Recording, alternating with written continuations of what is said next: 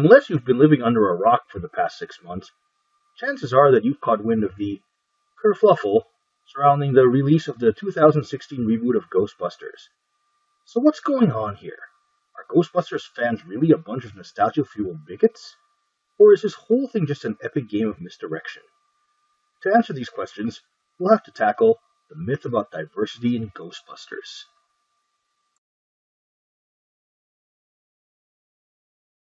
Even though the lion's share of the controversy surrounding this film concerns allegations of sexism towards women, there have been a few voices out there who've been insinuating that the original Ghostbusters was either racist or had issues related to racism. While there's evidence to suggest that Ernie Hudson may indeed have gotten the short end of the stick due to executive meddling reducing his character's role, the people claiming that the film itself is racist are, to put it mildly, profoundly ignorant about what exactly Winston's role was in the first movie. But in order to explain the character's importance and contribution to the film, we first need to examine the roles of the other three Ghostbusters to understand exactly how he fits in. Ray Stantz and Egon Spengler are, of course, the intellectuals, the supernatural experts, the technological wizards. They're also not what you might call grounded or socially adept. Of course you forget, Peter. I was present at an undersea, unexplained mass sponge migration. Do you have any hobbies? I collect spores, molds, and fungus. This being the case, the role of the normal guy falls to Peter Venkman by default, and initially it's actually a pretty good fit. At the beginning of the movie, he clearly isn't a true believer in the paranormal. As a friend, I have to tell you, you're finally going around the bend on this ghost business. You guys have been running your ass off, meeting and greeting every schizo in the five bros who says he has a paranormal experience. What have you seen? As Dean Yeager points out, he's a charlatan who really does seem to view the research he's conducting as a dodge or hustle that he can use to get laid or make money. So he's thrust into the role of the audience surrogate, the character who reacts like we would if we were in his shoes. At first, he's pretty clueless about what to do when faced with the supernatural. So what do we do? Yes, Ray and Egon were admittedly also at a loss, but they at least managed to get the readings and information they needed during the New York Public Library incident to confirm their theories and build the proton packs and ghost traps. But back to Peter. Even though he's clearly still not taking the whole thing seriously when he goes to check out Dana Barrett's apartment... I'm sorry, I'm just not getting any reading. Well, are you sure you're using that thing correctly? There's not, I think so. Things begin to change after his close encounter with Slimer at the Sedgwick Hotel. While he never comes close to Ray and Egon in terms of knowledge or experience, Peter does demonstrate that he's capable of doing independent research, provided that he's sufficiently motivated. Do you have some information for me, please? Well, sure, but I prefer to give it to you in private. Why don't you tell me now? Well, okay, I found the name Zool for you. Then, after Dana's possession, he quickly and calmly assesses the situation while using his social engineering skills to pump Zool for information, showing that he's actually learned from his experiences since his encounter with the library ghost. I didn't get your name. I am Zool. I am the gatekeeper. Oh.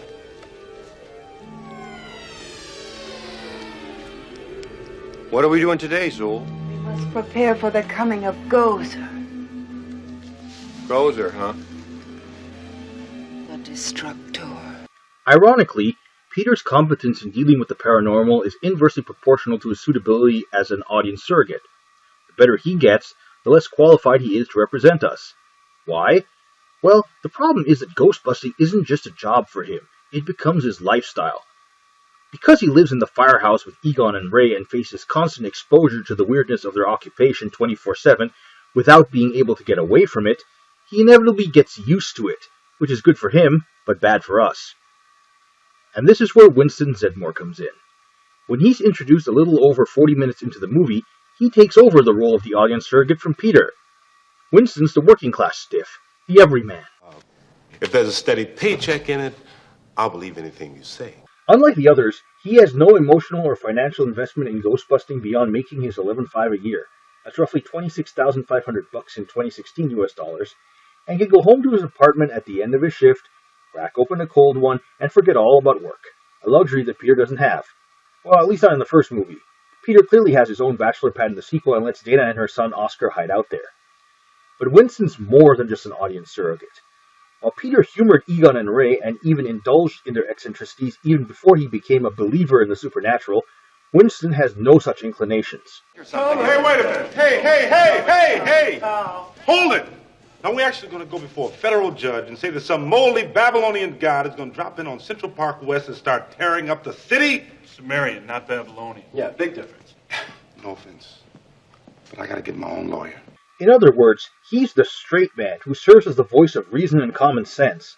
And nowhere else does this become more evident than in the following scene. Hey, Ray, do you remember something in the Bible about the last days when the dead would rise from the grave? I remember Revelation 7:12. And I looked as he opened the sixth seal, and behold, there was a great earthquake, and the sun became as black as sackcloth, and the moon became as blood. And the seas boiled, and the skies fell. Judgment Day. Judgment Day. Every ancient religion has its own myth about the end of the world. Myth. Ray, has it ever occurred to you that maybe the reason we've been so busy lately is because the dead have been rising from the grave? This right here is the defining character moment for Winston. Just look at Ray's reaction to the bombshell he's just dropped.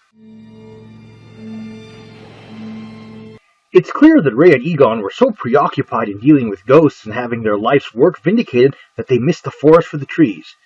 Even though they were the intellectual heavyweights when it came to the paranormal, it was Winston, someone with no detailed knowledge of the supernatural, who realized the greater significance of what was happening first. So, in short, Winston Zeddmore's character is not, and never has been, racist. In the novelization of the original movie, he was a former Marine. If you consider Ghostbusters the video game from 2009 canonical, he even has a PhD in Egyptology. Well, here we are, the Egypt exhibit. I practically lived here while I was working on my doctorate. Clearly, he's way more learned and intelligent than most people give him credit for. Contrary to what Sony Pictures PR people and the 2016 movie's cast and crew would have you believe, the idea of female Ghostbusters is really nothing new. The truth of the matter is that they've been around in one form or another for almost as long as the franchise itself has. This, of course, raises the inevitable question: who was the first female Ghostbuster? The answer to that depends on exactly what you mean. If you're asking who the first female character to hunt ghosts following the release of the original 1984 movie was, that honor belongs to this young woman of color. I'm Futura, Ghostbusters of the future. Yes, Futura, the self-described Ghostbusters of the future from the oft-ridiculed and much maligned Filmation Ghostbusters cartoon, technically qualifies as the first female Ghostbuster, having made her initial appearance in Frights of the Round Table, the second episode of the series, which first aired on September 9th, 1986. Of course, many of you are probably uninterested in this little bit of trivia and are wondering when the first such female character appeared in the franchise most people associate with the word Ghostbusters these days. Well, for that, you'd have to wait a whole 7 weeks more, because Janine Melnitz, or more correctly said, the physical manifestation of her dream self, became the first female Ghostbuster in Mr. Sandman Dream Me a Dream, the 7th episode of the Real Ghostbusters cartoon, which premiered on August 25th, 1986. I'm a Ghostbuster!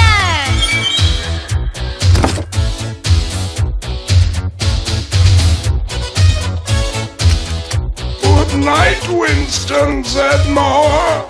Good night yourself, Buster. For the record, it took almost a year before the real Janine donned the Proton Pack coveralls and boots.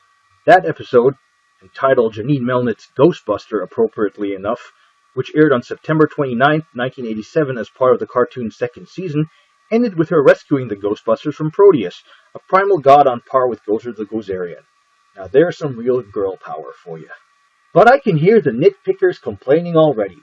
Janine was never an official member of the Ghostbusters, so she doesn't count. And I guess that's technically true. The first woman who was a full-fledged member of a Ghostbusters team was this young lady. The name's Kylie. Yes, Kylie Griffin. Cute goth chick, Egon Spengler fangirl and occult expert, voiced by the famous Tara Strong of the Powerpuff Girls and My Little Pony Friendship is Magic fame, was one of a new diverse cast of paranormal elimination experts introduced in the unfortunately short-lived Extreme Ghostbusters cartoon from 1997. And she was far from the last. Since Kylie, there's also been the unnamed female rookie, unofficially dubbed Maddie Collins, who could be selected as a female protagonist in the Nintendo Wii, PlayStation 2, and PlayStation Portable versions of 2009's Ghostbusters the video game. Even more recently, IDW Publishing's Ghostbusters comics have brought in a veritable slew of female characters, both old and new, to answer the call. First, we have Special Agent Melanie Ortiz, the Ghostbusters FBI liaison, who formed a temporary group of Ghostbusters with the IDW Ghostbusters Universe's versions of Janine Melnitz and Kylie Griffin after Peter, Ray, Egon, and Winston mysteriously disappeared. Then there's Luke Hamaka and Dani Spock, former members of a rival group of paranormal eliminators known as the Ghost Smashers, who ended up joining a Chicago-based franchise of the Ghostbusters. So, to sum up, Sony Pictures, Paul Feig, the cast of the 2016 Ghostbusters reboot, and their shills in the mainstream media want the public to believe that the 32-year-old fandom of a franchise, which started out with 3 white guys and a black guy, but has since gone on to introduce another black guy, a Latin American guy, 3 white women, a Latin American woman, a black woman, and a ginger in a goddamn wheelchair without incident, is reacting poorly to their movie because it's made up of a bunch of racist, sexist, misogynistic man-babies who hate diversity. Yeah, and I'm sure you have a bridge you want to sell us too.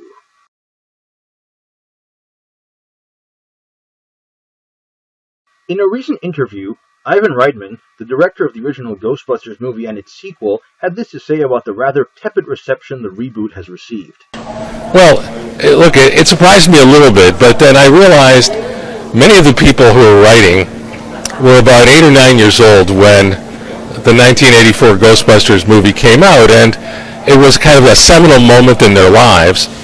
And look, it's a nice compliment to me. It's that the film has sort of held up for them as an important, at least cinematic experience in their lives. And there was no 1.5 minute trailer that was going to stand up to that, that emotionality of what that experience is like. It goes beyond like how good or bad a movie is. It actually goes to kind of a life experience.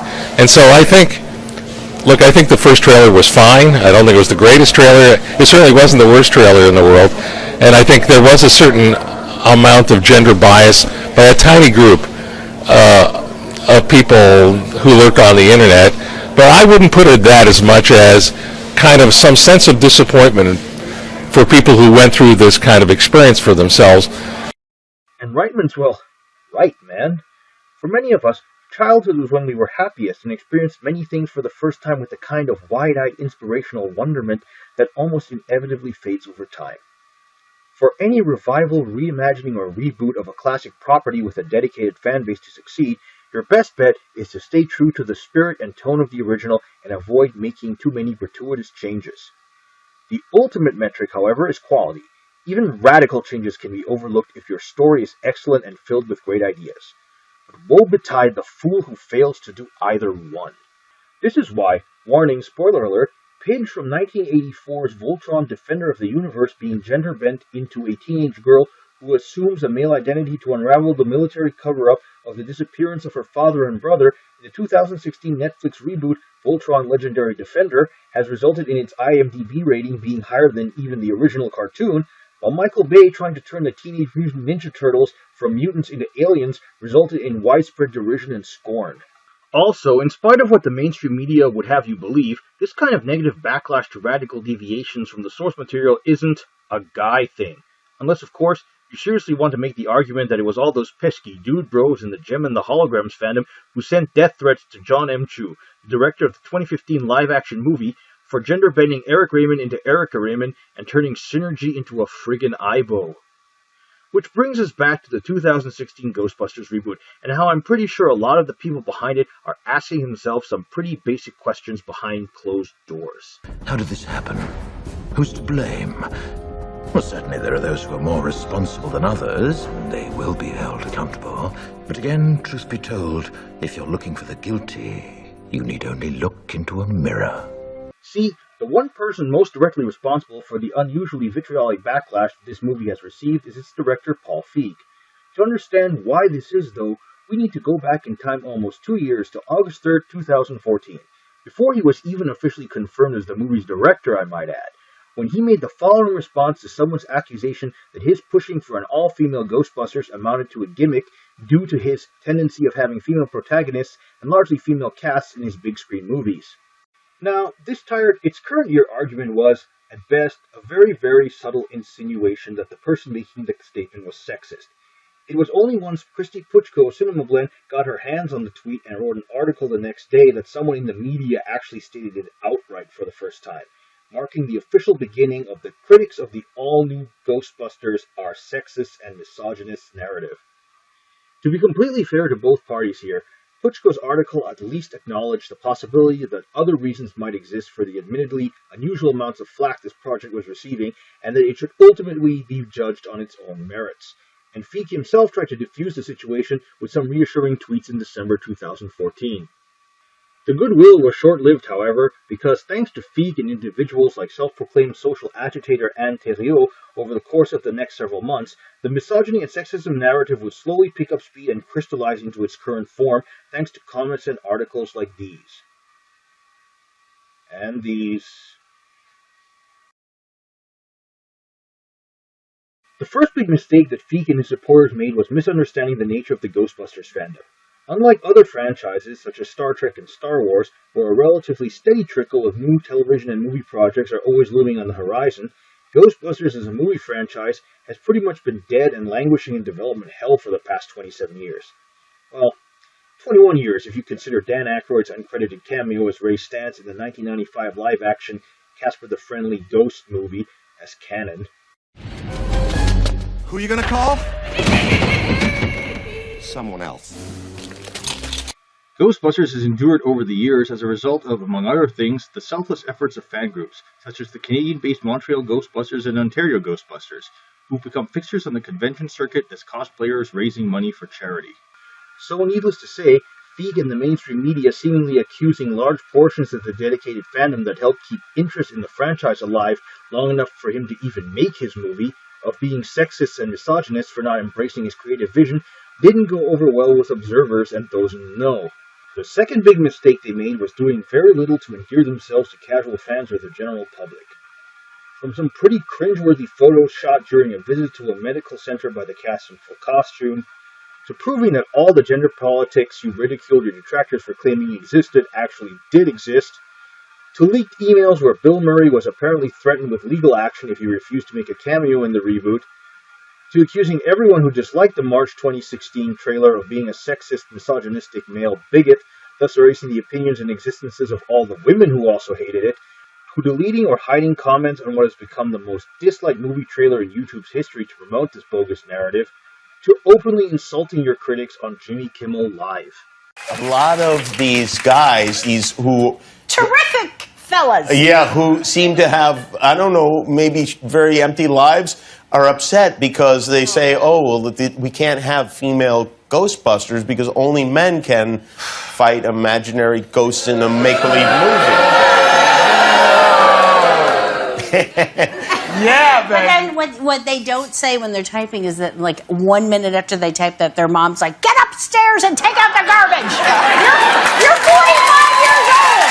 But I think you're probably more right than even people would believe. Yes. Yeah. It's almost as if acting like a knuckle-dragging retard by guilting, shaming, and insulting the intelligence of your target audience isn't a viable marketing strategy. Or, to use the TLDR meta version of all this, You take that aisle, I'll take the far one! Okay, you sweaty freaks, I'm about to save you from this ghost!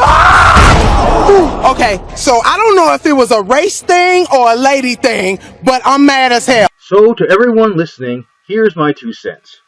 If you want to see the original cast in action one last time, go find a copy of 2009's Ghostbusters the video game. They not only managed to get all the actors and actresses to reprise their roles by voicing their digital counterparts, but Dan Aykroyd and the late Harold Ramis contributed to the script. So this is about as close as you're ever going to get to a real Ghostbusters 3. If you want to read about the continuing adventures of the Ghostbusters, then I strongly suggest picking up issues of IDW Publishing's ongoing series, which consider the events of the first two movies and the aforementioned video game canonical. While I don't like everything that IDW's put out since they acquired the license and started publishing comics based on it in 2008, everything starting with the regular ongoing series from September 2011 with writers Eric Berman and Tristan Jones and artist Dan Shenning at the helm has been great in my opinion. With all the in-jokes, cameos, and references, you can absolutely tell that the creative team has genuine affection for the source material in all its incarnations and are huge fans themselves. What more can you ask for? Heck, they've even had crossovers with the Teenage Mutant Ninja Turtles and their alternate reality selves from the real Ghostbusters cartoon. Seeing Peter Venkman interact with Raphael and an alternate universe version of himself is worth the price of admission alone. If you must see a new Ghostbusters movie on June 15, 2016, then head over to Netflix and watch Ghost Heads, a crowd-funded documentary exploring 3 decades of the franchise's history and featuring interviews with both the creative luminaries behind it as well as the fans whose lives it's affected in ways both subtle and profound. With a little over a day since the movie's release in the United Kingdom, and less than 4 days until it hits North American theaters, all I know for certain is that this can only go one of two ways. The reboot will either be dead on arrival, or it will go the Michael Bay route and make the ridiculous amounts of money required to justify the greenlighting of progressively worse but inexplicably still profitable sequels. As for me, I suspect that this movie will do wonders for Paul Feig's directorial career, the same way that Batman and Robin did for Joel Schumacher's.